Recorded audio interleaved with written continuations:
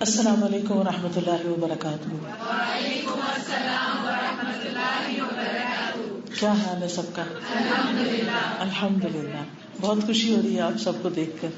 الحمدللہ، ماشاءاللہ بہت اچھی ڈسپلن کلاس ہے اور بہت توجہ سے آپ لوگ سن رہے تھے۔ تو کیسا ہے آپ کا قرآن کا ساتھ اور یہ سفر جو آپ کر رہے ہیں؟ کتنے پارے ہو گئے آپ کے؟ 17 ہو گئے، 18 شروع ہوا ہے۔ میرے خیال ہے آج سورۃ نور شروع ہونا تھی آپ کی۔ چلیں، نور علی نور۔ الحمدللہ۔ تو آپ میں سے کوئی کچھ کہنا چاہے گا؟ کیا آپ نے سیکھا؟ زندگیاں جو پہلے تھی وہ اب زندگی نہیں ہے۔ الحمدللہ، پرائرٹیز جو ہے وہ الحمدللہ زندگی کی پرائرٹیز بدل گئی ہیں۔ جس طرح پہلے زندگی گزر رہی تھی اب اس طرح نہیں۔ جس طرح ہم پہلے زندگی کو دیکھتے تھے اب اس طرح نہیں۔ جس طرح پہلے دنیا کو دیکھتے تھے اس طرح نہیں۔ باتیں بہت کم ہو گئی ہے، وقت کا استعمال آ گیا ہے، الحمدللہ۔ غیر ضروری چیزیں کم ہو گئی کیونکہ ایک بہت اہم اور ضروری چیز آپ کی زندگی میں آ گئی۔ دوسروں کی خامیاں نظر آنی بند ہو گئی ہیں، اپنی خامیاں نظر آنی۔ اپنی خامیاں دیکھنا شروع کر دی تو دوسروں کی خامیاں اب کم نظر آتی ہیں یا نہیں آتی۔ اس کے بارے میں آپ دیکھیے کہ جب ہم دوسروں کی خامیاں دیکھتے ہیں اور دوسروں کی برائیاں کرتے ہیں تو دراصل اپنے آپ ہی کو نقصان دے رہے ہوتے ہیں۔ کام ہم کر رہے ہوتے ہیں، محنت ہم کر رہے ہوتے ہیں، عبادت ہم کر رہے ہوتے ہیں اور دوسروں کی برائیاں کر کے وہ ساری محنت ان کے حوالے کر دیتے ہیں۔ یعنی یہ ایسا ہی ہے جیسے کوئی شخص جاب کرے اور ہر روز جو کچھ کمائے لا کر وہ اپنے دشمن کو دے دے یا جس کو وہ پسند نہیں کرتا اس کے حوالے کر دے۔ تو دنیا کے مال کے بارے میں تو ہم ایسا نہیں کرتے، لیکن اپنے اعمال کے بارے میں ہم کچھ ایسا ہی کر رہے ہیں کہ جو کچھ کماتے ہیں وہ ان کو دے دیتے ہیں جن کو ہم ناپسند کرتے ہیں۔ اللہ سبحانہ وتعالی ہمیں غیبت سے بچنے کی توفیق عطا فرمائے۔ اصل میں غیبت جو ہے یہ شیطان کا ایک بہت بڑا بار ہوتا ہے کہ ہمارے دل میں کسی کے بارے میں وسوسہ ڈال دیتا ہے، بدگمانی پیدا کر دیتا ہے، پھر ہم سوچنا شروع کر دیتے ہیں، پھر ہم اس کو کسی سے جب ڈسکس کرتے ہیں تو وہ وائرس اس کو بھی لگ جاتا ہے، وہ بھی پھر ہماری ہاں میں ہاں ملا دیتا ہے تو ہمیں اپنی بات بہت سچی نظر آنے لگتی ہے، پھر ہم اپنے آپ کو مظلوم سمجھنے لگتے ہیں اور اس طرح معاملہ بڑھتا ہی چلا جاتا ہے۔ تو اگر انسان ابتدا میں ہی اس چیز کو بہت زیادہ اہمیت نہ دے، وسوسہ جو آئے، خیال جو ایسا آئے اس کو جھٹک دے اور اس کے بعد جو کچھ اس کو کرنا ہے وہ کرتا رہے اور کوئی بھی معاملہ اللہ کے سپرد کر دے تو بہت سے معاملات تو آہستہ آہستہ خود ہی ختم ہو جاتے ہیں۔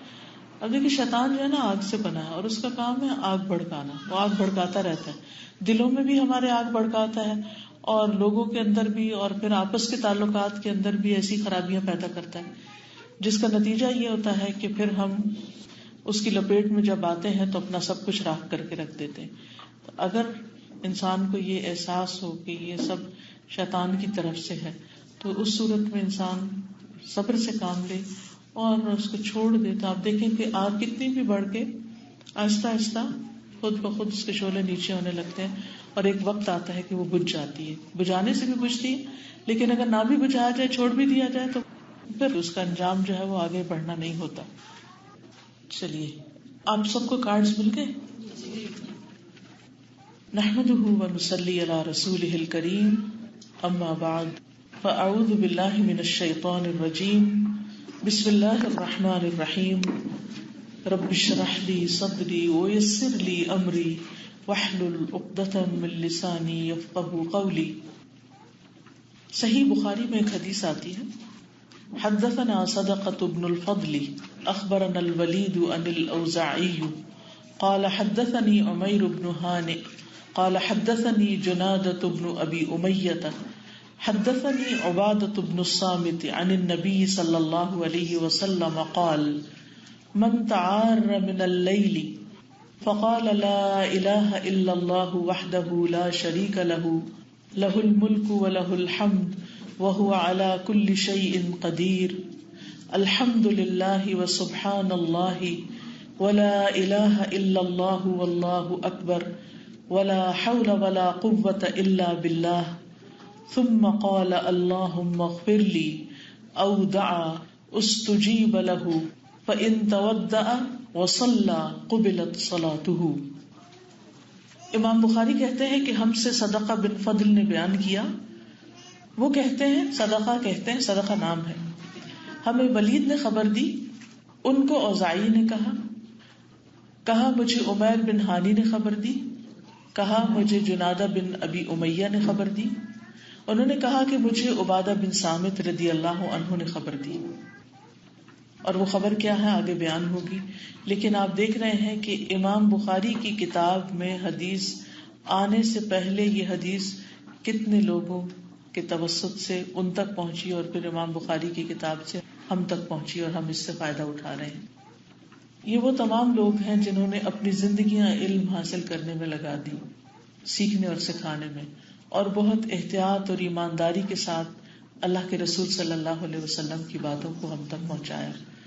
ہم سب ان کے بہت ممنون اور مشکور ہیں اور ان کے لیے دعا کرتے ہیں کہ اللہ تعالیٰ ان کی اس کوشش کو ان کے حق میں صدقہ جاریہ بنائے اور ہمیں بھی ایسے کاموں کی توفیق دے کہ ہم دنیا سے چلے بھی جائیں، مر بھی جائیں تو ہمارے بعد بھی وہ علم جو ہم لوگوں تک پہنچائیں وہ آگے قیامت تک پھیلتا ہی چلا جائے، پہنچتا ہی چلا جائے. کیونکہ مرنے کے بعد اعمال نامہ تو بند ہو جاتا ہے.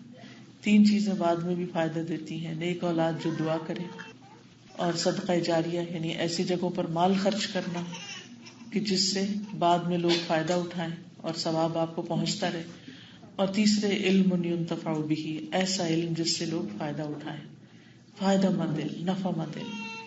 یہ حدیث جو اس وقت آپ کو دی گئی ہے یہ آپ کے سامنے لکھی ہوئی ہے، اس کو آپ سامنے رکھ کر دیکھیے اور پھر گھر جا کر آپ اس کارڈ کو کسی ایسی جگہ پر لگا دیں گے کہ جہاں اس کو پڑھ کر آپ اس کو یاد کر لیں گے اور اس کو پڑھنا نہیں بھولیں گے، کیونکہ بہت ہی کام کی چیز ہے.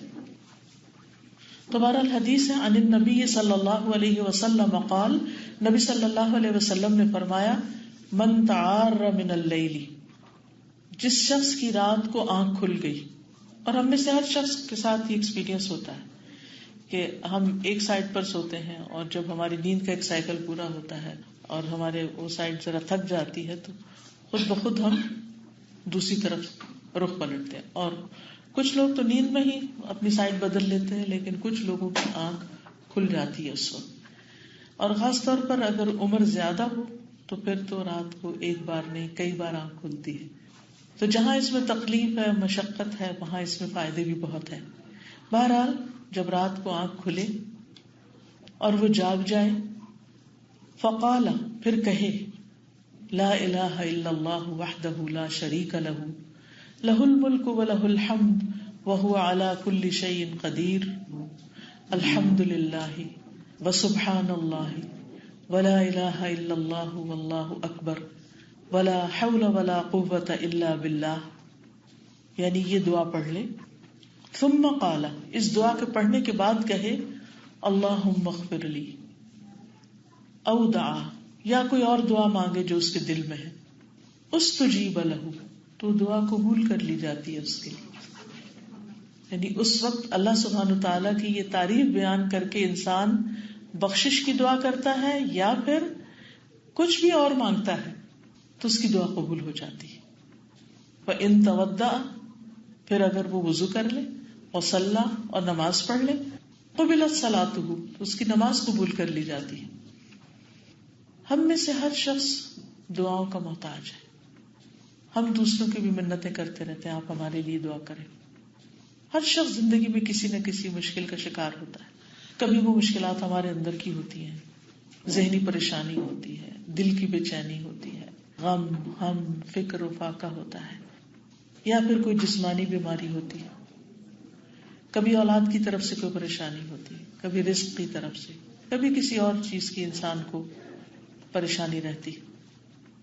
ایسے میں انسان یہ چاہتا ہے کہ کوئی ہو جو اس کی مدد کرے، کوئی ہو جو اس کے کام آئے.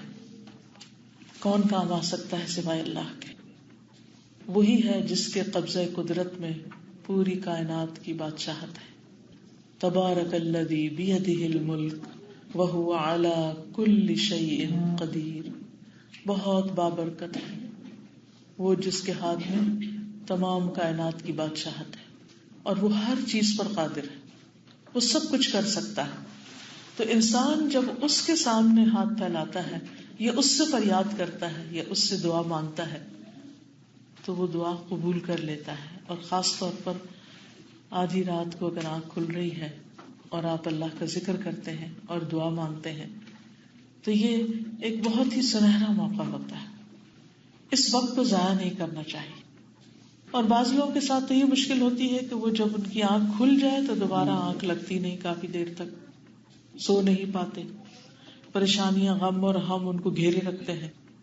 لیکن اس وقت ان کو یہ سمجھ نہیں آتا کہ اب ہم کریں کیا پڑھیں.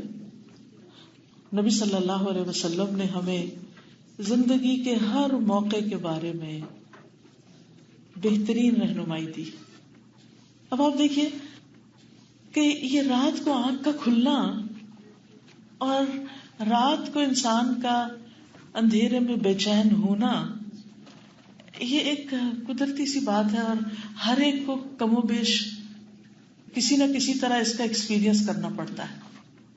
سوچئے اللہ کے رسول صلی اللہ علیہ وسلم نے ہمیں اس وقت بھی تنہا نہیں چھوڑا اور اس وقت بھی بغیر تعلیم اور بغیر رہنمائی کے نہیں چھوڑا کہ ہم پریشان رہیں اور حیران رہیں اور فکر مند رہیں کہ اب ہم کریں کیا، ہمیں نیند نہیں آ رہی، اب کدھر جائیں، کیا ہو. نہیں، اس وقت بھی بتا دیا گیا کہ اب آپ یہ کریں. لیکن افسوس یہ کہ یہ سارے خزانے کتابوں میں موجود ہیں. یہ ایسا ہی ہے جیسے ہمارے گھر میں بڑے بڑے باکسز ہوں اور اس میں ہیرے جواہرات بھرے ہوئے ہوں اور ہم نے ان کو لاک کر کے بند کر کے بس سجا کے رکھا ہوا ہو. آج ہمارا حال یہی ہے کہ ہمارے گھروں میں یہ ساری کتابیں ہوتی ہیں. اکثر گھروں میں بخاری ہوتی ہے اور بڑی خوبصورت چھپی ہوئی، اور پھر ہم اس کے ساتھ کیا کرتے ہیں کہ ڈرائنگ روم میں یا کہیں بھی اس کی ساری جلدوں کو خوبصورت طریقے سے سجا کے لگا دیتے ہیں اور اس کو پڑھتے نہیں. حل موجود ہے، رہنمائی موجود ہے، لیکن ہمیں علم نہ ہونے کی بنا پر ہم اس سے صحیح طور پر استفادہ نہیں کر سکتے. ہم الگ پریشان ہیں. یہ ایسے ہی ہے کہ جیسے کوئی بیمار ہو اور اس کے گھر میں دوا رکھی ہوئی ہو لیکن لا علمی کی وجہ سے وہ اس دوا کو کھا نہ سکے اور تکلیف میں تڑپتا رہے، پریشان رہے، بے چین رہے. تو ہمیں اس پر اللہ سبحانہ تعالیٰ کا شکر گزار ہونا چاہیے. ہمیں اس پر رسول اللہ صلی اللہ علیہ وسلم کا شکر گزار ہونا چاہیے. ہمیں اس پر امام بخاری کا شکر گزار ہونا چاہیے. ہمیں اس پر امام بخاری کے سارے استادوں کا شکر گزار ہونا چاہیے اور اس کے اوپر کے جتنے بھی لوگ ہیں ان ساری چینج میں کہ جنہوں نے ہم تک یہ علم پہنچایا. ہم میں سے ہر شخص کی یہ خواہش ہوتی ہے کہ اس کی دعا قبول ہو. ہر شخص یہ چاہتا ہے، ہر شخص یہ چاہتا ہے اس کی پریشانیاں دور ہوں، اس کے غم دور ہوں. ہر شخص یہ چاہتا ہے اس کی نمازیں قبول ہوں. لیکن ایک چھوٹا سا نسخہ، ایک چھوٹی سی چیز جو اتنے بڑے ثواب، اتنے بڑے اجر اور اتنی بڑی مشکلات اور بے شمار مشکلات کا حل ہے، اس سے ہم محروم ہیں. کیوں؟ تو آئیے اس کو دل و جان سے سیکھتے ہیں اور پھر اس کو عمل میں بھی لاتے ہیں انشاءاللہ تعالی. اب اس میں آپ دیکھیے کہ اس وقت آپ اس کو پڑھیے، میں بھی پڑھتی ہوں، اور کسی کے پاس اگر گھڑی ہے تو دیکھے کہ اس کو پڑھنے میں کتنی دیر لگی. اسٹاپ واچ آن کر لیجیے اور خود پڑھیے. ہر ایک اپنے اپنے اسٹاپ واچ سے پڑھ کے دیکھے اس کو کتنا ٹائم لگا، پھر مجھے بتائیے. یہاں سے آپ کو پڑھنا ہے، یہ جو کارڈ ہے نا بس اسی کو پڑھ لیجیے. لا الہ الا اللہ لا الہ الا اللہ وحدہ لا شریک لہ لہ الملک ولہ الحمد وہو علی کل شیء قدیر الحمد للہ وسبحان اللہ ولا الہ الا اللہ واللہ اکبر ولا حول ولا قوة الا باللہ اللہم اغفر لی. جی اللہم اغفر لی تک 17 seconds 18 seconds 12 seconds 14 seconds 15 seconds. اب آپ دیکھیے میکسیمم بھی چلے 20 سیکنڈ لگا. 20 second is 1/3 of a minute. 1 minute کا تیسرا حصہ. صرف چند سیکنڈ اپنے رب کو یاد کیجیے، اپنے رب کو پکاریے اور جو دل میں ہے مانگیے. اور یہ صحیح حدیث ہمیں بتا رہی ہے کہ دعا قبول کی جائے گی، آپ کی سنی جائے گی. کیا بہت مشکل؟ واقعی مشکل نہیں، ہرگز مشکل نہیں. بس مشکل ہے کہ ہم کر پائیں. بات ساری ہم پر ہے کہ ہم کیا کرتے ہیں. ہمارے کتنے ہی مسائل ہوتے ہیں جو سال ہر سال سے اٹکے ہوئے ہوتے ہیں اور ہم پریشان رہتے ہیں کہ اب اس کا کریں کیا, اور سر پکڑ کے بیٹھ جاتے ہیں کہ میرے پاس اس مسئلے کا حل کوئی نہیں. کوئی بھی ایسی چیز, دن کو کچھ بھی پیش آیا اسی وقت نیت کر لیں, رات کو اگر میری آنکھ کھلی میں نے آج یہ دعا کرنی, آج میں نے یہ دعا کرنی, آج یہ مسئلہ پیش آیا آج اس کی دعا کرنی. اور جب آپ اپنے معاملات اللہ سبحانہ و تعالیٰ کے حوالے کر دیتے ہیں, اس کے سپرد کر دیتے ہیں, تو وہ ٹیک کیئر کرتا ہے. پھر آپ کے بوجھ ہٹ جاتے ہیں, بوجھ ختم ہو جاتے ہیں اور آپ ریلیکس ہو جاتے ہیں, اور اس طرح آپ کو نفس مطمئنہ حاصل ہو جاتا ہے, آپ پرسکون ہو جاتے ہیں. کیونکہ کائنات کی بادشاہت ہمارے ہاتھ میں نہیں, ہم کسی چیز پہ قدرت نہیں رکھتے. انسانوں کے پاس کچھ نہیں, فرشتوں کے پاس کچھ نہیں, بزرگوں اور نیک صالحین کے پاس کچھ نہیں. سب کچھ اللہ کے پاس ہے. سب کچھ صرف وہی کر سکتا ہے, وہی کرے گا تو مسئلہ حل ہوگا, اس کے باہر کوئی بھی نہیں کر سکتا. تو بیسیکلی یہ کلمہ توحید ہے, لا الہ الا اللہ وحدہ لا شریک لہ لہ الملک ولہ الحمد وہو علی کل شیء قدیر الحمد للہ وسبحان اللہ ولا الہ الا اللہ واللہ اکبر ولا حول ولا قوة الا باللہ اللہم اغفر لی. اور اللہم اغفر لی کا مطلب ہے اللہ مجھے بخش دے, کیونکہ ہمارے ہی گناہ ہمارے راستے کی رکاوٹ بنے ہوئے ہوتے ہیں. اور جب ہم اللہ سے بخشش مانگ لیتے ہیں, وَمَن يَغْفِرُ الذُّنُوبَ إِلَّا اللَّهُ, اور اللہ کے سوا بخش بھی کون سکتا ہے. اور جب وہ ہمیں معاف کر دیتا ہے تو ہماری رکاوٹیں ہٹ جاتی ہیں, ہمارے مسئلے حل ہونے لگتے ہیں, ہماری دعائیں قبول ہونے لگتی ہیں. رزق کا معاملہ ہو, اولاد کا معاملہ ہو, دنیاوی خوشحالی کا معاملہ ہو, تو سورۃ نوح میں کیا آتا ہے استغفار کے بارے میں؟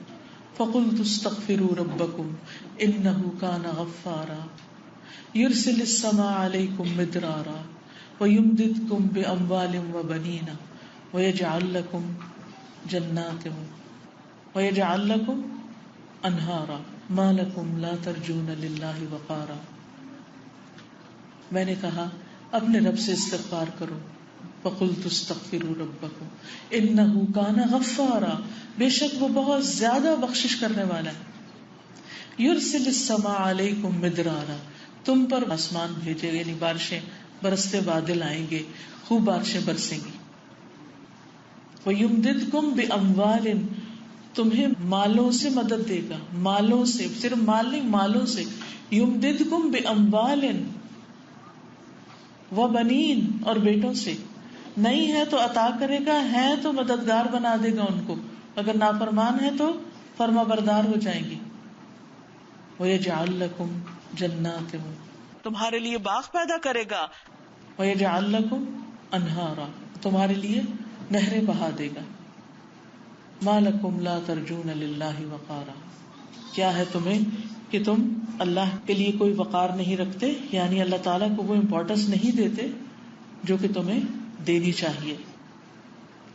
تو آپ دیکھیے کہ اللہ سبحانہ وتعالی کس طرح ہماری مشکلات آسان کرتے ہیں.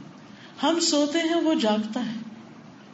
لا تأخذہ سنۃ ولا نوم, اس کو نہ نیند آتی ہے اور نہ اونگ آتی ہے. ہمارے آس پاس سب سو رہے ہوتے ہیں, وہ نہیں سوتا. ہم مدد میں کسی انسان کو پکاریں بھی تو اس وقت وہ تو بیچارہ خود مدد کا محتاج ہوتا ہے, وہ اپنے مسائل کا شکار ہوتا ہے. رب کے دینے میں کوئی کمی نہیں, اس کے دونوں ہاتھ بھرے ہوئے ہیں, اور جب سے کائنات بنی ہے وہ خرچ کر رہا ہے, اور پھر بھی کچھ کمی نہیں ہوئی, وہ دیتا ہی چلا جا رہا ہے. ہم مانگنے والے نہیں, ہمیں مانگنا نہیں آتا, ہم مانگتے نہیں, یقین سے نہیں مانگتے, پورے اطمینان سے نہیں مانگتے. تو مانگنا سیکھیں. دعا میں ایک دفعہ کہلوا دیتی ہوں تاکہ پروننسیشن آپ کا ٹھیک ہو جائے, اور سب مل کے بھی پڑھ لیتے ہیں, اور پھر اس کے بعد انشاءاللہ مزید تھوڑی سی اس کی وضاحت کروں گی. لا الہ الا اللہ وحدہ لا شریک لہ لہ الملک ولہ الحمد له الملك وله الحمد وهو على كل شيء قدير الحمد لله وسبحان الله ولا إله إلا الله والله أكبر ولا حول ولا قوة إلا بالله اللهم اغفر لي. اس میں آپ دیکھیے کہ کتنے کلمات ہیں. ایک ہے لا الہ الا اللہ. اس کا ترجمہ کیا ہے؟ اللہ کے سوا کوئی معبود نہیں. وحدہ وہ اکیلا ہے. لا شریک لہ اس کا کوئی شریک نہیں. لہ الملک بادشاہی اسی کی ہے. وَلَهُ الْحَمْدُ اور سب تعریف اسی کے لیے ہے. وَهُوَ عَلَى كُلِّ شَيْءٍ قَدِيرٌ اور وہ ہر چیز پر کامل قدرت رکھتا ہے.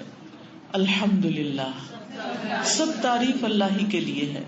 وَسُبْحَانَ اللَّهِ اور اللہ پاک ہے. وَلَا إِلَٰهَ إِلَّا اللَّهُ اور اللہ کے سوا کوئی معبود نہیں.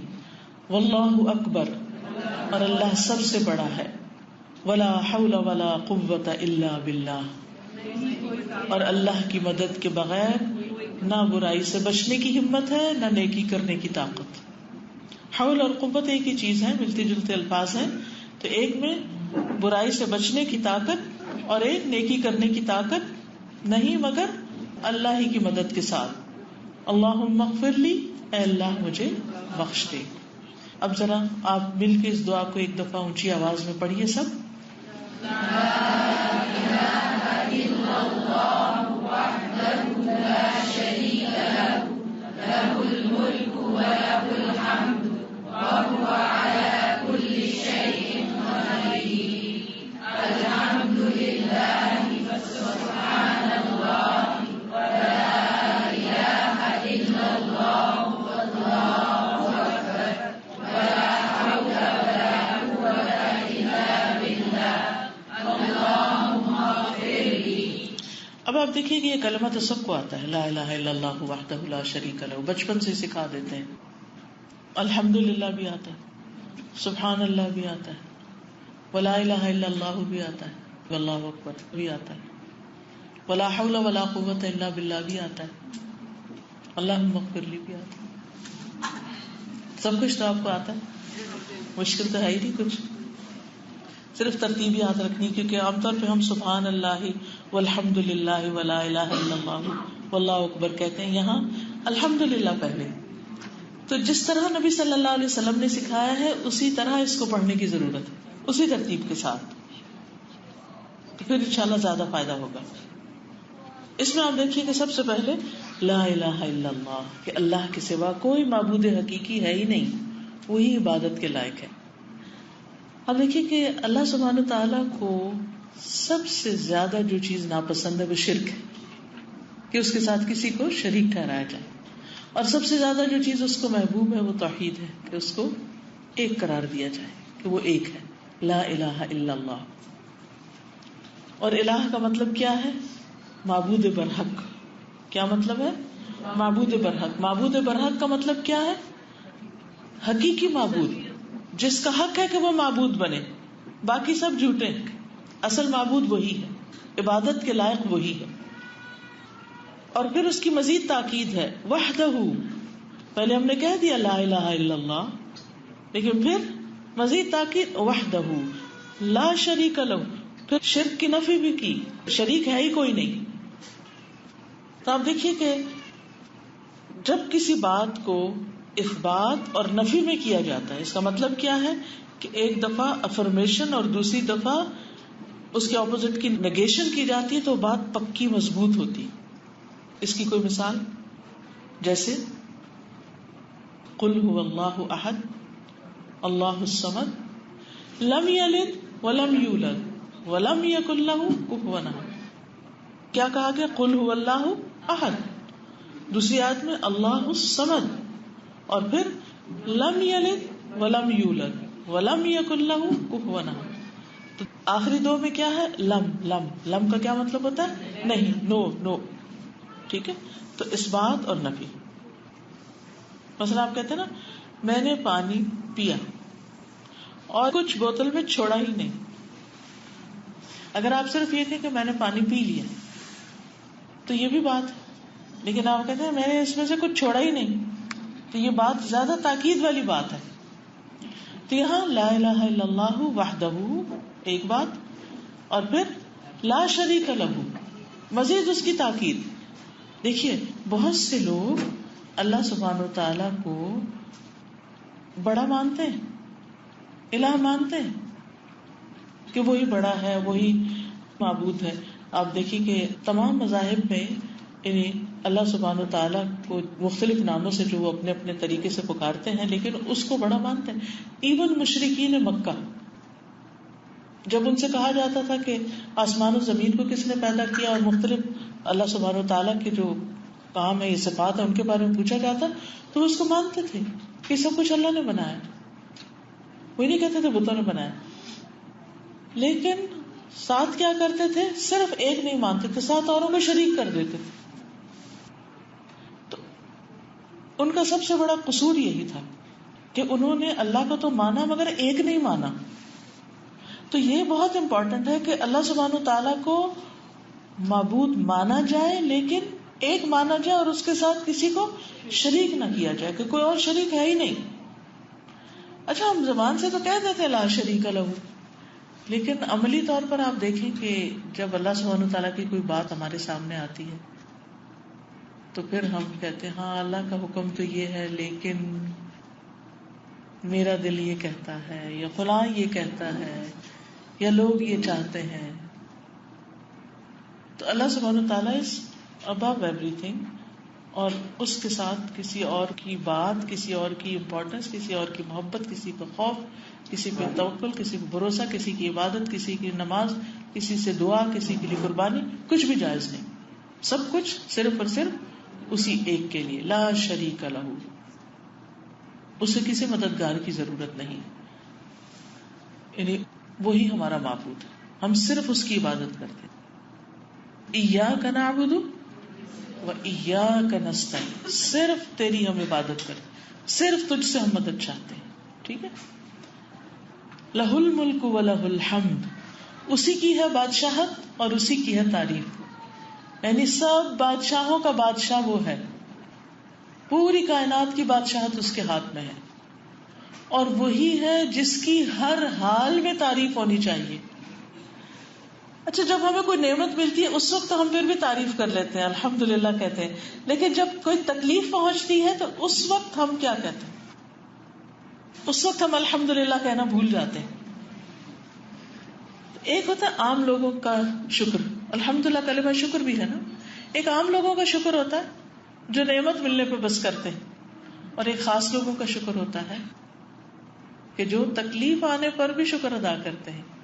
وہ کیوں تکلیف آنے پہ شکر؟ ہاں وہ اس لیے کہ اللہ کا شکر ہے کہ اس سے بڑی تکلیف نہیں آئی، اور یہ بھی سوچتے ہیں کہ اس تکلیف کے ذریعے اللہ سبحانہ و تعالی مجھے کسی اور بڑی تکلیف سے بچا رہا ہے کہ میں پہلے سے ہوشیار ہو جاؤں. بعض اوقات کسی کے سر میں درد ہوتی ہے تو وہ اصل میں سر میں نہیں ہوتی، وہ پرابلم کہیں اور ہوتا ہے. آپ گولی کھاتے ہیں آرام نہیں آتا، آپ چائے پیتے ہیں آرام نہیں آتا، آپ کو اور ٹوٹکے کرتے ہیں آرام نہیں آتا، تو پھر آپ کو کہاں جانا پڑتا ہے؟ ڈاکٹر کے پاس. تو ڈاکٹر ایسا تو نہیں کرتا کہ آپ کو بس سنے کہ ہاں سر درد ہے تو ٹائلینول لکھ کے دے دے، اچھا جاؤ یہ کھا لو. نہیں، آپ کہتے ہیں یہ سب کچھ میں کر چکی ہوں، میرے سر میں درد ہے. پھر وہ آپ کو ٹیسٹ کرانے کے لیے بھیجتا ہے، اور جب ٹیسٹ ہوتے ہیں تو پتا چلتا ہے کہ مسئلہ تو کچھ اور گڑبڑ تھا. اب بتائیے اگر یہ سر درد نہ ہوتا تو وہ بڑے مسئلے کا تو نہ پتا چلتا کہ وہ بڑی بیماری اندر چھپی ہوئی تھی. وہ تو اس درد کے ذریعے ہی سامنے آئی. تو بہت سی چیزیں جو ہمیں زندگی میں بہت تکلیف دہ لگتی ہیں، ناپسند ہوتی ہیں، نفس کے خلاف ہوتی ہیں، سخت ناگوار ہوتی ہیں، لیکن اللہ سبحانہ و تعالیٰ ان کے ذریعے ہمیں کسی بڑی مشکل سے بچانا چاہتے ہیں، ان کے ذریعے ہمیں کچھ سکھانا چاہتے ہیں، ان کے ذریعے ہمیں اپنا قرب عطا کرنا چاہتے ہیں. عام حالات میں ہم کیسی دعائیں مانگتے ہیں اور تکلیف کے وقت کیسے مانگتے ہیں. عام حالات میں کتنا اللہ کو یاد کرتے ہیں جب خوشحالی ہو، اور تکلیف کے وقت کتنا یاد کرتے ہیں. اور پھر بہت سی چیزیں نکھر کے کھل کے سامنے آ جاتی ہیں جو عام حالات میں نہیں آتی. نہ صرف یہ کہ لوگ کھل کے سامنے آ جاتے ہیں، ہمارا اپنا آپ بھی ہم پہ کھل جاتا ہے کہ ہم کتنے پانی میں، ہم کتنے صابر ہیں، ہم کتنے شاکر ہیں، ہماری ایمان کا لیول کیا ہے، ہم اللہ کی رضا پہ کتنے راضی ہیں، ہم اس کی تقدیر پہ کتنے راضی ہیں. ہم ویسے تو کہتے ہیں نا تقدیر کو بھی مانتے ہیں، ایمان کا حصہ ہے، ایک پلر ہے ایمان کا، لیکن وہ تقدیر جب ہم پہ نافذ ہوتی ہے تو پھر ہمارا حال کیا ہوتا ہے. کتنی چیزیں ہوتی ہیں نا زندگی میں، کچھ ایسے فیصلے ہوتے ہیں، کچھ ایسی سچویشن ہوتی ہیں بڑی ہی ناگوار ہوتی ہیں، لیکن پھر ہم سوچ کے صبر کر لیتے ہیں. اسی تقدیر میں لکھا تھا نا. کوئی شخص حادثے میں چلا جاتا ہے، مال کا نقصان ہو جاتا ہے، کچھ بھی ہوتا ہے، کیا چیز مومن کو صبر دیتی ہے کہ یہ تقدیر میں تھا، اللہ کا فیصلہ ہے. اور اللہ کا کوئی فیصلہ غلط نہیں ہے، اللہ کا کوئی فیصلہ ظلم پر مبنی نہیں ہے. اللہ سبحانہ وتعالیٰ کا ہر فیصلہ ہمارے حق میں خیر ہی کا فیصلہ. ہم اپنے لیے عافیت مانگتے رہیں، لیکن جب کوئی چیز ہمیں ناگوار ہو تو اس پر صبر اور شکر بھی کریں. وَلَهُ الْحَمْدُ. اب آپ دیکھیں، آپ کا دل دکھی ہے، رات کو آپ سوئے ہوئے ہیں، آپ کی نیند کھل گئی اور آپ کو نیند نہیں آ رہی، اور آپ کہتے ہیں لَهُ الْمُلْكُ وَلَهُ الْحَمْدُ. ساری بادشاہت تو اسی کی ہے اور ساری تعریف بھی اسی کے لیے ہے. اور اس حال میں بھی آپ اللہ کی تعریف کر رہے ہیں، تکلیف میں بھی، بے چینی اور پریشانی میں بھی. کیا وہ سن نہیں رہا؟ وہ سن رہا ہے، وہ دیکھ رہا ہے. کیا ایسے بندے سے اللہ راضی نہیں ہوگا کہ جو تکلیف میں بھی اللہ کی تعریف کرتا ہے اور اللہ کا شکر ادا کرتا ہے؟ تو آپ دیکھیے کہ پورے شعور سے پھر رات کو پڑھیے لہ الملک ولہ الحمد وہو علی کل شیء قدیر. اور وہ ہر چیز پر قادر ہے، یعنی اسے کوئی چیز عاجز کر ہی نہیں سکتی. کوئی اس کا ہاتھ نہیں پکڑ سکتا کہ آپ فلاں کو اتنا نہیں دیں گے. دنیا میں تو ایسا ہوتا ہے نا کہ ایک شخص کو ڈیسائیڈ کرتا ہے کسی کے ساتھ کوئی خیر کرنے کا، اگر وہ شیئر کر لے کسی سے، مشورہ ہی کر لے تو اسے روک دیتے، نہ یہ نہ کرنا. اللہ کو تو کوئی نہیں روک سکتا.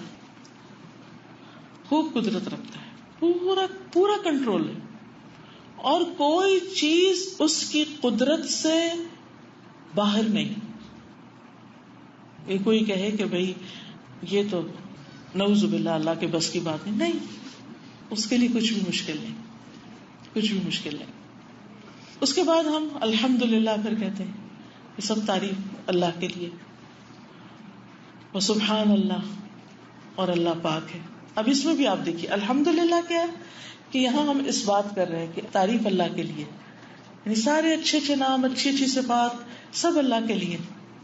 اور سبحان اللہ، اللہ تعالیٰ ہر طرح کی ناقص صفات سے پاک ہے، کہیں کوئی کمی نہیں، کوئی ڈیفیکٹ نہیں اس کی کسی صفت میں، اس کے کسی کام میں، اس کے کسی فعل میں، اس کی ذات میں. اور باقی ساری مخلوق کمی سے بھری ہوئی ہے، کمی سے پاک ہو ہی نہیں سکتی. کتنا بھی کوئی بڑا ہو، نیک ہو، طاقتور ہو، ہر ایک کمزور ہے، لیکن اللہ کے یہاں کوئی کمزوری نہیں. سب سے بڑی بات ہے کہ آیت الکرسی جیسے لا تأخذہ سنۃ ولا نوم، نہ اسے نیند آتی ہے نہ اونگ آتی ہے. کس کے پاس ہو سکتا ہے اتنا بڑا کنٹرول کہ جو نیند اور اونگ سے پاک ہے؟ تو یہ بھی دراصل اللہ تعالیٰ کی تعریف ہے.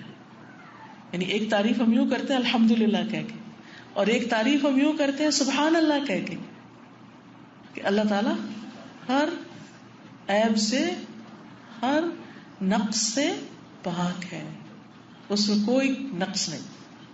ہمیں کتنی قوت دیتی ہے نا یہ بات کہ جس رب سے ہم وابستہ ہیں، جس رب کے آگے ہم ہاتھ پھیلائے ہوئے، جس رب کے آگے ہم سجدہ کر رہے ہیں، وہ ہر نقص سے پاک ہے. پھر لا الہ الا اللہ واللہ اکبر. لا الہ الا اللہ کیا ہے؟ کلمہ توحید ہے، کلمہ اخلاص ہے. اور ولا حول ولا قوت الا باللہ، نہیں کوئی طاقت اور قوت مگر اللہ کے ساتھ. یعنی انسان قوت اور طاقت سے بری ہے، انسان کے پاس کوئی طاقت نہیں، کتنا بھی کوئی طاقتور ہو وہ اللہ کے آگے کچھ بھی طاقتور نہیں. دنیا میں لوگوں کو اپنی طاقت پر بڑا زوم ہوتا ہے اور بڑا فخر ہوتا ہے، غرور ہوتا ہے. کسی کو مال کی طاقت کا غرور ہے تو کسی کو کسی اور چیز کے اوپر غرور ہے. لیکن یہ سب کچھ فانی ہے، کامل ہے ہی نہیں، باقی ہے ہی نہیں. لیکن ہمارے پاس جو بھی طاقت اور قوت ہے، جتنی بھی ہے، بولنے کی ہے، دیکھنے کی ہے، سننے کی ہے، کرنے کی ہے، بھاگنے کی ہے، دوڑنے کی، یہ ساری کی ساری صرف اللہ کی توفیق سے ہے. جس دن وہ یہ توفیق چھین لے ہم ایک لفظ بھی نہیں بول سکتے، ہم سامنے پڑی چیز بھی نہیں دیکھ سکتے، ہم امپورٹنٹ سے امپورٹنٹ ضروری بات بھی نہیں سن سکتے.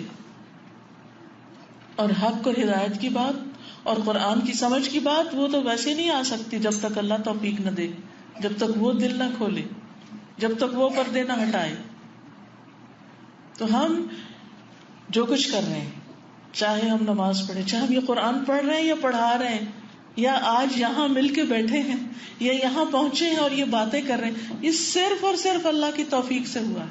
ہمارے اندر کوئی طاقت نہیں، ہمارے پاس کچھ نہیں تھا کہ ہم یہاں آ بیٹھتے. یہ سارے مواقع، یہ ساری اپرچونٹیز صرف اسی کی دی ہوئی ہیں. تو ہمارا کسی بھی چیز پہ جو کنٹرول ہے، کہیں تک بھی ہماری ریچ اور پہنچ ہے، ہم جو کچھ بھی کر رہے ہیں یہ صرف اللہ ہی کی قدرت اور اللہ ہی کی طاقت سے ہمیں ملا ہے. ہمارا اپنا پرسنل ذاتی کچھ بھی نہیں ہے. اور پھر یہ سب کچھ پھر اس کے ارادے اور مشیت پر ہے. وہ جس کو جتنی چاہے توفیق دے دے، جتنی چاہے ہمت دے دے، اور جس کو نہیں چاہتا نہ دے. آپ دیکھیے کہ اگر آپ کو رات کو اٹھ کر اللہ کے حضور کھڑے ہونے کی توفیق ہے، یقین مانیے صرف اللہ ہی کی مدد سے ہے. اور کتنے ہی لوگ تمنا کرتے رہ جاتے ہیں کہ اللہ ہم اٹھ سکیں، اور آپ دیکھیں راتیں کتنی لمبی ہو گئی، 12 گھنٹے کی تو رات ہو گئی. 7 بجے سورج نکل رہا ہے، 7 بجے غروب ہو رہا ہے. 12 گھنٹے میں بھی اگر ہماری نیند پوری ہو کر ہم اللہ کے حضور نہیں کھڑے ہو سکتے تو توفیق ہی نہیں ہے نا، اسی لیے تو نہیں ہو سکتا. وہ توفیق دے دے تو نہیں مشکل، لیکن اس سے مانگیں، ہم بھی تو کچھ دلچسپی ظاہر کریں، ہم بھی تو کچھ ہاتھ پھیلائیں کہ اللہ ہمیں کچھ کرنے کی توفیق دے. اسی طرح بعض اوقات ہم اللہ کے گھر میں بھی پہنچ جاتے ہیں، مکہ میں بھی ہوتے ہیں، طواف کر رہے ہوتے ہیں، اس کے گھر میں بیٹھے ہوتے ہیں، دعاؤں کی ذکر کی توفیق نہیں ہوتی، دنیا کی باتیں کر رہے ہوتے ہیں ادھر ادھر کی. اللہ کے گھر جا رہے، تلبیہ پڑھنے کی توفیق نہیں، اور ادھر ادھر کی کھا رہے پی رہے. تو اگر ہم کوئی عبادت بھی کر پائیں، ذکر کر پائیں، دعا کر پائیں، تلاوت کر پائیں، نماز پڑھ پائیں، صدقہ کر پائیں، حج و عمرہ کر پائیں، کسی انسان کی کوئی خدمت عیادت کر پائیں، یہ صرف اور صرف اللہ کی توفیق سے ہوتا ہے. اور اس پر پھر کیا کرنا چاہیے جب ہمیں وہ مل جائے؟ یہ بھی ایک رزق ہے، یہ بھی رزق ہے جو وہ دیتا ہے. اور خوش قسمت ہے جن کو یہ رزق ملتا ہے کہ اس کے بعد پھر وہ اللہ کی طرف رجوع کر لیتے ہیں، اللہ کے بن جاتے ہیں. وہ اپنے روزمرہ کے سارے کاموں میں سے وقت نکال لیتے ہیں اللہ کی عبادت کے لیے، اللہ کے دین کی خدمت کے لیے. مثلا آپ ماشاءاللہ یہاں پر آتی ہیں، آپ کے گھر پہلے بھی چل رہے تھے، اب بھی چل رہے ہیں، تو یہ توفیق اللہ ہی نے دی کہ آپ یہاں بیٹھ کے قرآن پڑھیں. اور وہی توفیق دیتا ہے کہ ہم اس سے آگے بڑھیں. اور پھر جب وہ توفیق دے دیتا ہے تو پھر بڑے بڑے کام آسان ہو جاتے ہیں، بڑے بڑے سفر آسان ہو جاتے ہیں، بڑے بڑے مشکل فیصلے آسان ہو جاتے ہیں، کیونکہ اللہ کروا رہا ہوتا ہے نا. پھر انسان بہت کچھ کر کے بھی نہیں تھکتا، ورنہ تو فارغ بیٹھ کے بھی تھکا ہوا ہوتا ہے. تو ولا حول ولا قوت الا باللہ. اور اس پر کتنا شکر ادا کریں کہ وہ کوئی بھی نیکی کرنے کی توفیق دے. اور اس کے بعد ثم قال اللہم اغفر لی، اللہ تو مجھے بخش دے، اللہ تو مجھے بخش دے. اور جب انسان بخشش مانگتا ہے تو یہ کوئی معمولی بات نہیں مانگتا، یہ اپنے عجز کا بھی اظہار کرتا ہے. اللہ میں کمزور ہوں، مجھ سے گناہ ہو جاتے ہیں، مجھ سے غلطیاں ہو جاتی. اور پھر وہ اپنے اس بوجھ کو ہٹانا بھی چاہتا ہے کہ اللہ یہ گناہ ہٹ جائے مجھ سے، جنہوں نے مجھے غمزدہ کیا ہوا ہے. کیونکہ ہوتا یہ کہ جب ہم اللہ کی نافرمانی کرتے ہیں نا تو وہ چیزیں ہمارے دل میں کھٹک تو پیدا کرتی ہیں نا, وہ گلٹی کانشیس ہوتے ہیں, پھر ہم اس کو دباتے ہیں دسا اور پھر اس کے بعد وہ اندر بھر جاتے ہیں اور پھر کسی نہ کسی شکل میں نکل آتے ہیں, اور ہم بھولے ہوئے ہوتے ہیں کہ روٹ کاز کیا ہے, جڑ کیا ہے, اس پریشانی اس مشکل کی رکاوٹ کی جڑ کیا ہے, وہ ہم ہٹاتے نہیں. تو استغفار جو ہے ساری رکاوٹوں کو دور کرتا ہے. اور پھر اتنی ساری اللہ کی حمد و ثنا کرنے کے بعد جب رات کے اندھیروں میں تنہا آپ اللہ کو پکارتے, اللہ مغفر لی, اللہ مجھے بخش دے, اللہ مجھے معاف کر دے, تو آپ دیکھیے کہ پھر اللہ تعالیٰ آپ کی دعا فوراً قبول کر لیتا ہے. اور ویسے بھی جب کوئی شخص اللہ کی حمد و ثنا کے بعد درود کے بعد دعا کرتا ہے تو دعا قبول ہوتی ہے. اور حدیث کے آخری حصے میں کیا ہے کہ اگر وہ کھڑا ہوتا ہے, وضو کرتا ہے, نماز پڑھتا ہے اللہ کی توفیق سے, تو نماز قبول ہو جاتی ہے. اور رات کو نماز پڑھنا اور اللہ کی حمد و ثنا کرنا یہ اللہ کے بندوں کی صفات میں سے ہے. سورۃ السجدہ میں آتا ہے انما یؤمن بآیاتنا, بلا شبہ ہماری آیتوں پر ایمان لاتے ہیں, الذین وہ لوگ, اذا ذکروا بہا کہ جب وہ ان آیات کے ساتھ نصیحت کیے جاتے ہیں, خروا سجدا سجدے میں گر پڑتے ہیں, جھک جاتے ہیں, قبول کر لیتے ہیں. وسبحوا بحمد ربہم اور اپنے رب کی حمد کے ساتھ تسبیح کرتے ہیں. وہم لا یستکبرون اور وہ تکبر نہیں کرتے, اکڑتے نہیں, انکار نہیں کرتے, مان جاتے ہیں آرام سے. اللہ کا حکم ہے آمنا وصدقنا سمعنا واطعنا. تتجافى جنوبهم عن المضاجع يدعون ربهم خوفا وطمعا ومما رزقناهم ينفقون. ان کے پہلو بستروں سے جدا رہتے ہیں, وہ اپنے رب کو ڈرتے ہوئے اور امید رکھتے ہوئے پکارتے ہیں, اور ہم نے انہیں جو کچھ دیا ہے اس میں سے خرچ کرتے ہیں. یہ ہیں وہ لوگ جو ہماری آیات پر ایمان رکھتے ہیں. یہ ہے ایمان لانے کا مطلب. قرآن پر ایمان کا مطلب یہ ہے کہ پھر ان کے عمل میں تبدیلی آتی ہے. اللہ کی محبت ان کو بستروں سے اٹھا دیتی ہے. آپ دیکھیے اگر آپ رات کو کتنی بھی گہری نیند سوئے ہوں, اگر کوئی ایسا شخص آ کے آپ کا دروازہ کھٹکھٹا دے جو آپ کو بہت ہی عزیز ہے, تو آپ کیا کریں گے؟ سائڈ بدل کے سو جائیں گے, اچھل کے اٹھیں, جلدی سے دروازہ کھولو. محبت نے اٹھایا نا. اور آپ جتنی بھی مائیں ہیں سب کو پتا ہے, بچہ چوں بھی کرے تو ماں اٹھ جاتی, کتنی جلدی اٹھتی, اور کس طرح اس کے دل سے وہ محبت جوش مار رہی ہوتی ہے. اور بچہ اگر چوں چوں کرے کچھ بھی تو اس کو پٹائی نہیں شروع کر دیتی کہ تم مجھے ڈسٹرب کرے, بلکہ اس کو سینے سے لگاتی, اس کو دودھ پلاتی ہے, اس کو ٹپکاتی ہے, اس کو چینج کرتی, کچھ بھی اس کے لیے کرنا پڑے. اور اگر اس کی طبیعت خراب ہو, کان میں درد ہو یا پیٹ میں درد ہو, تو وہ بستر سے بھی اٹھ کے باہر لے جاتی ہے, ٹہلا ٹہلا کے اس کو سلاتی ہے. ہم سب ان کیفیات سے گزرے ہیں, ہم سب یہ جانتے ہیں, یہ تجربے ہم سب نے کیے ہیں. محبت نے یہ ساری قربانیاں کروائی نا. اللہ کی محبت تو اس سے بڑی ہوتی. پھر اسی طرح اگر دن میں بہت کام ہے, مشقت والے کام ہے, رات کو بچے جگاتے ہیں, نہیں اٹھ سکتے, نہیں ابھی آپ تہجد پڑھ سکتے, تو ایک اور کام آپ کر سکتے ہیں, اور وہ یہ ہے کہ سوتے وقت وضو کر لیں, اللہ کا ذکر کر کے سوئیں. تو ایسا شخص جو وضو سے سوتا ہے, اللہ کے ذکر کے ساتھ سوتا ہے, رات سونے کی جو دعائیں آداب ہیں, کتاب بھی ہے اور ایپ بھی ہے, آپ اپنے فون میں بھی ڈال سکتے ہیں. بیڈ پہ لیٹے ہوئے اپلیکیشن کو کھول کے آپ وہ دعائیں دیکھ کے بھی پڑھ سکتے ہیں. اب تو کچھ مشکل ہی نہیں رہی. الحمدللہ اس دور میں اللہ نے ہمیں پیدا کیا جب ہر چیز ہماری جسٹ اے کلک اوے, کہ بس کلک کرنے کی دیر ہے, وہ سب کچھ سامنے آ جاتا. مگر سستی بھی اتنی زیادہ ہو گئی. بہرحال اللہ اس سے دور کرے. تو رات کو ذکر کر کے سوتے ہیں. حدیث میں آتا ہے پھر رات کے کسی حصے میں اٹھ کر اللہ سے دنیا اور آخرت کی خیر و بھلائی کا سوال کرتا ہے, تو اللہ تعالیٰ اسے ضرور دیتا ہے. یعنی آپ نہیں بھی تہجد کے لیے اٹھے, نہیں بھی بستر سے اٹھے, بستر پر لیٹے ہوئے ہیں, اور آپ دعا کر رہے ہیں، بس شرط یہ ہے وضو سے سوئیں، رات کے اذکار پڑھ کے سوئیں، پھر بھی دعائیں قبول ہوں گی. اب آپ دیکھیے کہ مشکلات کا حل، ہر مسئلے کا حل تو آپ کو اللہ سبحانہ وتعالیٰ نے دے ہی دیا ہے. اب ہم نہ عمل کریں تو اور بات ہے. ایک شخص بیمار بھی ہو، ہائے ہائے بھی کرے اور دوا نہ کھائے تو پھر قصور کس کا؟ اس کا اپنا ہی ہے.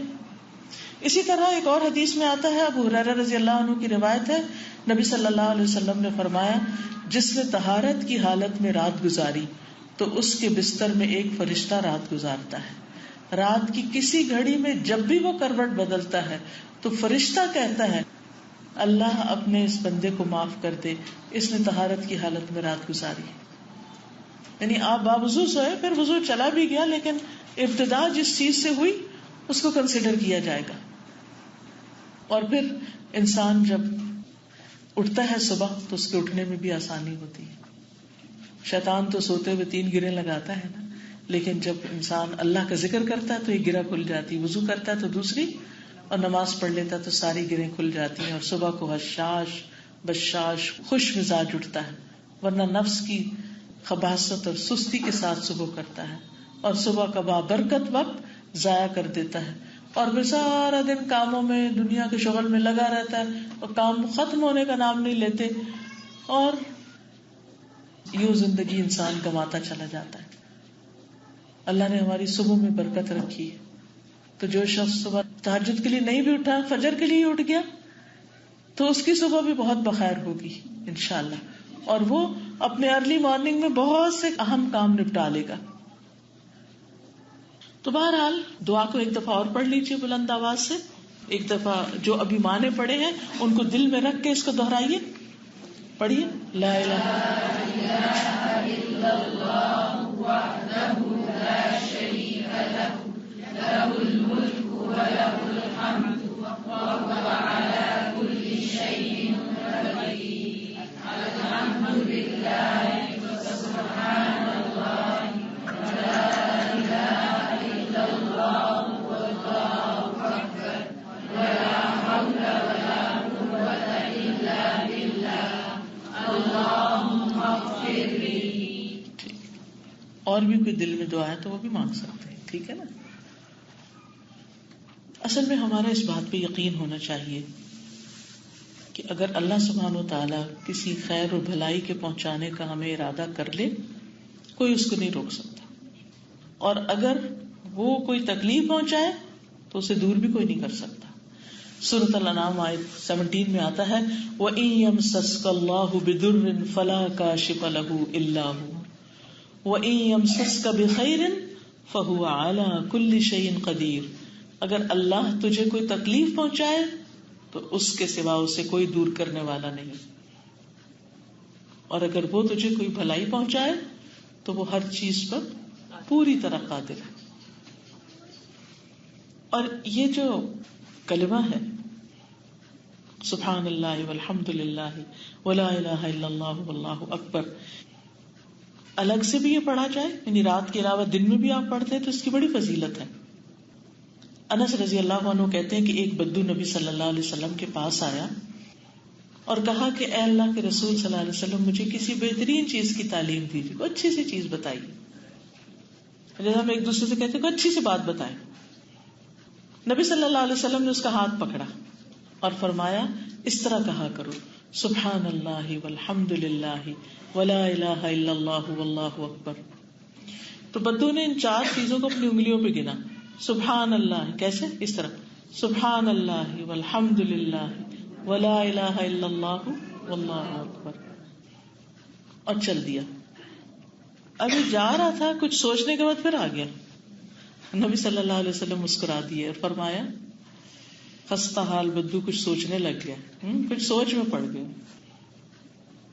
اس نے کہا، ہے اللہ کے رسول، سبحان اللہ والحمد للہ ولا الہ الا اللہ واللہ اکبر، یہ تو سارے تعریفی کلمات ہیں اللہ تعالیٰ کے لیے، میرے لیے کیا ہے؟ میں تو اپنے لیے کچھ مانگا تھا. آپ نے فرمایا، اے اعرابی، جب تم سبحان اللہ کہو گے تو اللہ تعالیٰ کہے گا تم نے سچ کہا، صدقتا. جب تم الحمدللہ کہو گے تو اللہ تعالیٰ کہے گا تم نے سچ کہا. جب تم لا الہ الا اللہ کہو گے تو اللہ تعالیٰ کہے گا تم نے سچ کہا. جب تم اللہ اکبر کہو گے تو اللہ تعالیٰ کہے گا تم نے سچ کہا. اور جب تم اللہم اغفر لی کہو گے تو اللہ تعالیٰ کہے گا میں نے بخش دیا. تو اس سے پتہ یہ چلتا ہے کہ استغفار پڑھنے سے پہلے اللہ کی تعریف کر لی جائے کہ سبحان اللہ والحمد للہ ولا الہ الا اللہ واللہ اکبر اللہم اغفر لی. دن کو بھی پڑھ سکتے ہیں آپ، کیونکہ آپ نے بدو کو یہ رات کو پڑھنے کے لیے نہیں کہا تھا. جب بھی پڑھے، رات پڑھے، دن پڑھے. پھر فرمایا جب تم اللہم ارحمنی کہو گے تو اللہ تعالیٰ کہے گا میں نے رحم کر دیا. جب تم اللہم ارزقنی کہو گے تو اللہ تعالیٰ کہے گا میں نے رزق دینے کا فیصلہ کر دیا. بدو نے یہ 7 چیزیں اپنے ہاتھ پہ گنی اور چل دیا، بس ٹھیک ہے کام ہو گیا. رزق کا مسئلہ بھی حل، رحم بھی ہو گیا اور بخشش بھی ہو گئی. تو آپ یہ بھی کر سکتے ہیں کہ کہیں لکھ کے سبحان اللہ والحمد للہ ولا الہ الا اللہ واللہ اکبر اللہم اغفر لی اللہم ارحمنی اللہم ارزقنی، یہ 3 چیزیں ساتھ ڈال دیں. یہ دن میں پڑھ سکتے ہیں. اور یہ کلمات جو ہے نا سبحان اللہ والحمد للہ، یہ میزان پر بہت بھاری ہیں. حضرت ابو سلمہ رضی اللہ عنہ جو حضور صلی اللہ علیہ وسلم کے غلام تھے، ان سے روایت ہے کہ رسول اللہ صلی اللہ علیہ وسلم نے فرمایا بخ بخ واہ واہ. اپنے ہاتھ سے 5 کا اشارہ کیا. کیا کیا؟ 5 کا اشارہ کیا اور فرمایا واہ واہ، یہ میزان میں کتنے بھاری ہیں. یہ سکھانے کا طریقہ تھا آپ کا. یعنی آپ دیکھیں کہ ایک ہی ایک انسان ویسے کہے یہ 5 چیزیں پڑھے، اور ایک یہ ہے کہ ہاتھ سے 5 انگلیوں کا اشارہ بھی اور ساتھ کا واہ واہ. یہ کتنی اچھی چیزیں، یہ کتنے اچھے کلمات ہیں. یہ میزان میں کتنے بھاری ہوں گے. سبحان اللہ والحمد للہ ولا الہ الا اللہ واللہ اکبر. اور 5ویں چیز، کسی کا فوت ہونے والا نیک بیٹا کہ اس کا باپ اللہ تعالیٰ سے ثواب کی امید رکھ کر صبر کرے. یعنی اس کا بھی میزان میں بہت بھاری اجر. اچھا ہم یہ پڑھتے ہیں نا کہ اچھا نیک اولاد ہو اور پھر وہ اس کے لیے دعا کری، تو ہم کہتے ہیں کتنا خوش قسمت ہے وہ، تو اس کے لیے دعائیں ہوں گی، تو ہمارے لیے کیا ہے، ہمارا تو بیٹا ہی نہیں، یا ہماری اولاد ہی نہیں، یا بیٹا تھا تو فوت ہو گیا. کئی دفعہ ایسے جوان بچے فوت ہو جاتے ہیں. تو آپ دیکھیے کہ وہ بھی میزان میں بہت بھاری نیکی ہے کہ انسان اگر کسی چیز سے محروم ہے اور اس پر انسان صبر کرے اور شکوے شکایتیں نہ کرے اور ہر وقت اپنے غم کا رونا نہ روئے، اللہ کا اس پر بھی شکر ادا کرے. پھر یہ گناہوں کو جھاڑنے والے کلمات ہیں. ترمذی کی روایت ہے، انس رضی اللہ عنہ کہتے ہیں کہ رسول اللہ صلی اللہ علیہ وسلم ایک ایسے درخت کے پاس سے گزرے جس کے پتے سوکھ چکے تھے. آپ نے اس پر لاٹھی ماری تو اس کے پتے جھڑنے لگے. آپ نے فرمایا الحمدللہ وسبحان اللہ ولا الہ الا اللہ واللہ اکبر سے اسی طرح گناہ جھڑتے ہیں جس طرح اس درخت کے پتے جھڑتے ہیں. پڑھیے ایک دفعہ بلند آواز سے سبحان اللہ والحمد للہ ولا الہ الا اللہ واللہ اکبر. ٹھیک ہے. یہی باقیات الصالحات بھی ہیں. قرآن مجید میں آتا ہے نا المال والبنون زینت الحیات الدنیا والباقیات الصالحات خیر عند ربک ثوابا وخیر عملا. مال اور بیٹے دنیا کی زندگی کی رونق ہے. مل جائے تو ٹھیک، دنیا میں رونق ہو جاتے، نہیں تو اس سے بہتر بھی ایک اور چیز ہے، وہ ہے جو ہمیشہ باقی رہے گی. مال بھی جانے والا، مال کا لفظی مطلب ہوتا ہے مالا یمیل، اسے کا مطلب ڈلنا. ڈلنے والی چیز ہے، جانے والی چیز ہے، رکنے والی چیز نہیں. اگر آپ روک کے بھی رکھیں ڈیویلویشن ہو جاتی. تو پھر ابو ہریرہ کہتے ہیں، صحیح ترغیب و ترہیب کی روایت ہے کہ رسول اللہ صلی اللہ علیہ وسلم نے فرمایا اپنا بچاؤ حاصل کر لو. صحابہ نے کہا اللہ کے رسول کیا دشمن آ گیا؟ آپ نے فرمایا نہیں، لیکن تمہارا بچاؤ جہنم سے. سبحان اللہ والحمد للہ ولا الہ الا اللہ واللہ اکبر پڑھو، کیونکہ یہ کلمات قیامت کے دن آگے آ کر پیچھے آ کر تمہارا بچاؤ کریں گے. یہی کلمات باقیات صالحات ہیں، باقیات صالحات ہیں. اور اس میں جو جملہ آتا ہے ولا حول ولا قوت الا باللہ، یہ تو جنت کا خزانہ ہے. اگر ہمیں کوئی دنیا کے خزانے کے بارے میں بتائے تو ہم کیا کریں گے؟ اگر کوئی کہے کہ فلاں جگہ پر جاؤ اور وہاں ایک خزانہ دفن ہے، کوئی پیچھے رہے گا؟ نہیں رہے گا. اور یہ جنت کا خزانہ ہے, کوئی معمولی چیز نہیں ہے, بہت بڑی چیز ہے. آپ صلی اللہ علیہ وسلم نے عبداللہ بن قیس سے کہا, کہو لا حول ولا قوت الا باللہ, کیونکہ یہ جنت کے خزانوں میں سے ایک خزانہ ہے. جب کوئی انسان یہ کلمہ کہتا ہے تو اللہ بندے کو اپنی سپردگی میں لے لیتا ہے. ابو ہریرہ کہتے ہیں ایک مرتبہ نبی صلی اللہ علیہ وسلم نے فرمایا, کیا میں تمہیں جنت کے خزانوں میں سے کسی خزانے کا نہ بتاؤں؟ میں نے کہا کیوں نہیں؟ کہا لا حول ولا قوت الا باللہ. ابو ہریرہ کہتے ہیں میں سمجھتا ہوں کہ آپ نے یہ بھی فرمایا, اس پر اللہ عز و جل فرماتا ہے میرے بندے نے سر تسلیم خم کر دیا اور خود کو سپرد کر دیا. یعنی جیسے انسان پڑھتا ہے نا کہ سبحان اللہ, تو اللہ تعالیٰ کیا فرماتے ہیں, اس نے سچ کہا, الحمدللہ سچ کہا. اور اللہ مغفر لی کہتا ہے تو اللہ بخش دیتا ہے کہ میں اس کو بخش دیا. تو یہاں پر جب لا حول ولا قوت الا باللہ انسان کہتے تو اللہ تعالیٰ فرماتے ہیں اس بندے نے اپنے آپ کو میرے حوالے کر دیا. یعنی ایک توکل ہے, اللہ پہ بھروسہ ہے. پھر اسی طرح یہ جنت کے دروازوں میں سے ایک دروازہ ہے. قیس بن سعد کہتے ہیں ایک مرتبہ ان کے والد نے نبی صلی اللہ علیہ وسلم کی خدمت کے لیے مجھے بھیجا. نبی صلی اللہ علیہ وسلم میرے پاس سے گزرے تو اس وقت میں نماز پڑھ چکا تھا.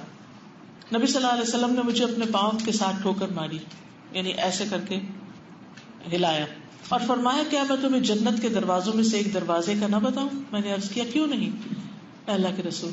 آپ نے فرمایا لا حول ولا قوت الا باللہ. اچھا اب دیکھیے کہ کیا ہم بھی لوگوں کو کوئی ایسی بات بتا دیتے ہیں جب وہ ہمارے پاس آتے ہیں کوئی ہماری ہیلپ کرنے کے لیے؟ وہ ایسا تھا نا, کوئی پارٹی ہو, شادی ہو, کوئی گھر شفٹنگ موونگ ہو رہی ہو, تو ہم ایک دوسرے کی مدد کرتے ہیں, تو ہم اس کو عام طور پر یا شکریہ کے الفاظ سے کمپنسیٹ کرتے ہیں, یا کبھی کوئی گفٹ ایک دوسرے کو دے دیتے ہیں, یا پھر کوئی بھی طریقہ ہو سکتا ہے. لیکن اس موقع پر آپ کیا کر سکتے ہیں؟ یہ جو دعا کے کارڈ آپ کو ملے نا, یہ گھر میں رکھا کریں, کیونکہ زبانی ہمیں بتانا نہیں آتا بعض اوقات. گھر میں رکھے ہوئے, کوئی آیا اچانک تو آپ اس کو شکریہ ادا کرنے کے ساتھ ساتھ یہ میری طرف سے گفٹ ہے, آپ اس دعا کو پڑھیں, آپ کو بہت فائدہ ہوگا, آپ کے سارے مسائل کا حل ہے یہ. لیکن ہم اس میں بخل کر جاتے ہیں, خیر کی بات دینے میں, بتانے میں, پہنچانے میں. حالانکہ ہو سکتا ہے کہ جب وہ آپ کا دیا ہوا پڑھے تو اللہ تعالیٰ اس کے اس صدقے کی وجہ سے یا اس شکرانے کی وجہ سے آپ کی بھی دعائیں قبول کرے. تو چھوٹے بڑے کارڈ مختلف سائز کے گھر میں رکھا کریں, اور رکھے ایسی جگہ جو دروازے کے قریب ہو, جب کوئی جا رہا ہو تو یاد آ جائے. اس میں آپ صلی اللہ علیہ وسلم کی سنت کیا بتاتی ہے ہمیں, کہ وہ بچہ آیا آپ کی ہیلپ کرنے کے لیے, اور آپ نے اس کو ایک اچھی بات سکھا کے جنت کا دروازہ دکھا رہا ہوں. اسی طرح یہ جنت کے پودے لگانے والا کلمہ بھی ہے. ابن عمر کہتے ہیں رسول اللہ صلی اللہ علیہ وسلم نے فرمایا کثرت سے جنت کے پودے لگاؤ, بے شک اس کا پانی میٹھا, اس کی مٹی پاک, بس اس کے پودوں کو کثرت سے لگاؤ. انہوں نے کہا یا رسول اللہ صلی اللہ علیہ وسلم اس کے پودے کیا ہیں؟ فرمایا ماشاء اللہ لا قوت الا باللہ. اور اس کلمے کو بھی کثرت سے پڑھنا چاہیے, ہو سکے تو ایک تسبیح دن میں کر لیں. ابو ذر کہتے ہیں کہ مجھے میرے خلیل نے 7 چیزوں کا حکم دیا, 7 چیزوں کی وصیت کی. نمبر 1 کہ میں مساکین سے محبت کروں, مسکینوں سے, ٹوٹے دل والوں سے, دکھی لوگوں سے. عام طور پر کیا ہوتا ہے جو ایسے لوگ ہوتے ہیں سب ان سے بھاگتے ہیں, یہ کچھ مانگنا بیٹھے, یہ ہمارا سر کھائے گا, یہ اپنے قصے سنائے گا, یہ میرے سامنے روئے دھوئے گا, بہتر ہے اس کو اوائڈ کرو, بھاگ نکلو. تو آپ نے دیکھا ہوگا کہ جو لوگ بےچارے دکھی ہوتے ہیں کچھ ان کی بات بھی نہیں سنتا, یہ ہر شخص مصروف ہے, بھاگ رہا ہے. تو کبھی بیٹھ جایا کریں, اچھا سنائیں, بتائیں کیا کہتی ہے. اگر اس وقت ٹائم نہیں, کیونکہ بعض اوقات آپ نے بچوں کو اسکول سے لینا ہے, ادھر بھاگنا, اپنا کوئی فرصت کا ٹائم بتا دیں, آپ اس وقت مجھے کال کر لیں, آپ اس وقت مجھے مل لیں, اور بیٹھ کے اس کی سن لیں. فرمایا کہ میں مساکین سے محبت کروں اور ان کے قریب رہوں, کیونکہ جب ٹوٹے دل والوں کے پاس انسان بیٹھتا ہے نا تو انسان کا دل نرم رہتا ہے. ورنہ اگر ہر وقت انسان ایسے لوگوں سے ملے جو غافل ہے تو پھر کیا ہوتا ہے, انسان خود بھی غافل ہو جاتا ہے. دوسری جو نصیحت کی وہ کیا تھی, اپنے سے نیچے والے کو دیکھوں, اوپر والے کو نہ دیکھوں. تیسری میں صلہ رحمی کروں اگرچہ کوئی مجھ سے رشتہ توڑے، کوئی نہیں مجھ سے ملتا نہ صحیح. اور یہ کہ میں لا حول ولا قوت الا باللہ کی کثرت کر دوں اور حق بات کہوں خواہ تلخی کیوں نہ ہو. اور یہ کہ میں اللہ کے بارے میں کسی ملامت کرنے والے کی ملامت کی پرواہ نہ کروں. یعنی جب اللہ کے دین پر عمل کی بات آئے، آپ حجاب لیں اور لوگ باتیں شروع کر دیں، آپ انٹرسٹ لینا چھوڑیں اور لوگ باتیں کرنا شروع کر دیں، تو ملامت کرنے والے کی ملامت کی پرواہ نہ کریں، ورنہ آپ اللہ کے راستے پہ نہیں چل سکتے. اور یہ کہ میں لوگوں سے کچھ نہ مانگوں، لوگوں کے آگے ہاتھ نہ پھیلاؤں. تو بہرحال یہ حدیث ہمیں بہت کچھ سکھاتی ہے، اور اس میں خاص طور پر رات کو اٹھنے کی فضیلت بھی ہے، کیونکہ رات کا اٹھنا جو ہے اللہ کے قرب کا ذریعہ ہے، برائیوں کے کفارے اور گناہوں سے رکاوٹ کا ذریعہ ہے. فرض نماز کے بعد سب سے فضیلت والی نماز ہے. جب لوگ سو رہے ہوں اور تم نماز پڑھ رہے ہو، تو نبی صلی اللہ علیہ وسلم نے عبداللہ بن سلام کو کہا تھا نا، افش السلام اطب الکلام وصل الارحام وقم باللیل والناس نیام تدخل الجنۃ بالسلام. سلام پھیلاؤ، اچھی گفتگو کرو، صلہ رحمی کرو. لوگ جب سو رہے ہو تم نماز پڑھو، سلامتی سے جنت میں داخل ہو جاؤ گے. اور آخری چیز یہ جو کلمہ ہے نا، لا الہ الا اللہ وحدہ لا شریک لہ لہ الملک ولہ الحمد وہو علی کل شیء قدیر، اس کو مختلف جگہ پر اور بھی پڑھنے کی فضیلت ہے. یعنی یہ جو دعا آپ کو ٹوٹل دی گئی ہے، اس میں کئی کلمات کا یہ مجموعہ ہے، یہ بہت سی چیزوں کا پورا ایک گلدستہ ہے. تو اس میں دعا جہاں سے شروع ہو رہی ہے، لا الہ الا اللہ وحدہ لا شریک لہ، تو اس کو کثرت سے پڑھنے کی بہت فضیلت ہے. عرفہ کے دن رسول اللہ صلی اللہ علیہ وسلم بکثرت یہ دعا پڑھتے تھے، اور اس میں ان لفظوں کا اضافہ بیدہ الخیر، کہ ہر طرح کی خیر اس کے ہاتھ میں ہے. جو شخص ایک دفعہ اس کو پڑھتا ہے، لا الہ الا اللہ وحدہ لا شریک لہ لہ الملک ولہ الحمد وہو علی کل شیء قدیر، تو مسند احمد کی روایت کے مطابق یہ ایک غلام آزاد کرنے کے برابر. ہم میں سے کس کے پاس اتنا مال کہ اتنا صدقہ کرے؟ تو یہ کلمات جو ہیں، الکلمۃ الطیبۃ صدقہ، یہ کلمات صدقہ بھی بن جاتے ہیں. 10 بار پڑھنے کا مزید اجر ہے. جو 10 بار پڑھے تو اللہ تعالیٰ اس کے لیے 10 نیکیاں لکھے گا، 10 برائیاں معاف کر دے گا، 10 درجے بلند کر دے گا، اور 10 غلاموں کو آزاد کرنے کے برابر ثواب ہوگا. اگر صبح کے وقت پڑھے شام تک حفاظت ہوگی، اور اس دن اس آدمی کا کوئی عمل اس عمل پہ غالب نہیں آ سکے گا. اگر شام کو پڑھے تو یہی اجر ہے. تو عادت بنا لے فجر کی نماز کے بعد اور مغرب کی نماز کے بعد اس کو پڑھ لیں، کیونکہ خاص طور پر مغرب کی نماز کے بعد پڑھنے کا اجر بھی بہت ہے. اور اس میں خصوصاً جو حفاظت کا ہے کہ اللہ تعالیٰ اس کی حفاظت کے لیے اسلحہ بردار فرشتے مقرر کر دیں گے جو صبح تک اس کی شیطان سے حفاظت کریں گے.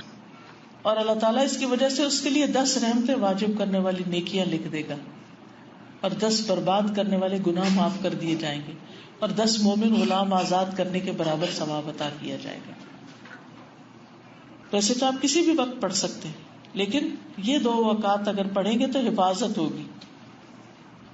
اور اسی طرح اگر کوئی شخص مہینے میں مثلاً 1 دفعہ یہ پڑھ لے کہ لا الہ الا اللہ وحدہ لا شریک لہ لہ الملک ولہ الحمد لا الہ الا اللہ لہ الملک ولہ الحمد لا الہ الا اللہ ولا حول ولا قوۃ الا باللہ، اور ان کلمات کو اپنی انگلیوں پر 5 بار گنا دے، یعنی 5 دفعہ، تو اگر اس مہینے میں انسان فوت ہو جائے تو اس کے گناہ معاف ہو جائیں گے.